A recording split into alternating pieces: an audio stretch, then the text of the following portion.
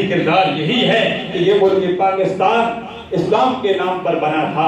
اس ملک پاکستان میں دہشت گردی کو ختم کیا جائے، جو ملک پاکستان میں امن و امان چاہتے ہیں ان کا ساتھ دیا جائے، اور جو اس امن کو خراب کرنا چاہتے ہیں، ملک پاکستان کے حالات کو خراب کرنا چاہتے ہیں، چاہے وہ ڈاکٹر آصف علوی کی صورت میں ہو جس نے حضرت ابوبکر صدیق رضی اللہ تعالیٰ عنہ کے حوالے سے اس نے بہت بڑی گستاخی کی ہے۔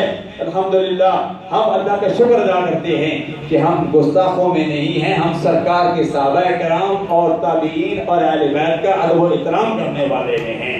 میں حکومت پاکستان سے یہ مطالبہ کرتا ہوں کہ 11 طیاریں اس پر کٹ چکی ہیں، اور اب یہ سنا گیا ہے کہ آسیہ ملونہ کی طرح یہ ایجنڈا غیر کا ایجنڈا ہے، یہود و نصارہ کا ایجنڈا ہے، یہ برطانیہ کا ایجنڈا ہے، یہ امریکہ کا ایجنڈا ہے، یہ یہود و نصارہ کا ایجنڈا ہے۔ پیسے آسیہ ملونہ کو جس نے سرکار کی گستاخی کی تھی اس کو راتوں رات پیر بھگا دیا۔ اب یہ سننے میں آ رہا ہے اس پر بھی 11 طیاریں درج تھی، فوج سرور میں شامل تھا، پھر اس کو بھی پیر بھگا دیا گیا ہے۔ اللہ تعالیٰ یہ سب کچھ حالات تب ہی درست ہوں گے کہ اس ملک پاکستان میں نظام مصطفیٰ صلی اللہ علیہ وسلم کا نفاذ ہوگا۔ جب نظام مصطفیٰ کا نفاذ ہوگا، ہر طرف بہاریں ہوں گی، ہر طرف رونقیں ہوں گی، دہشت گردی کا خاتمہ ہوگا، مہنگائی پر کنٹرول ہوگا، دن بدن معاشی طور پر ہر حوالے سے حالات درست ہو رہے ہیں۔ حالات خراب ہو رہے ہیں، حالات درست تب ہی ہوں گے کہ ہم نے جذبہ حسینی ادا کرنا ہوگا۔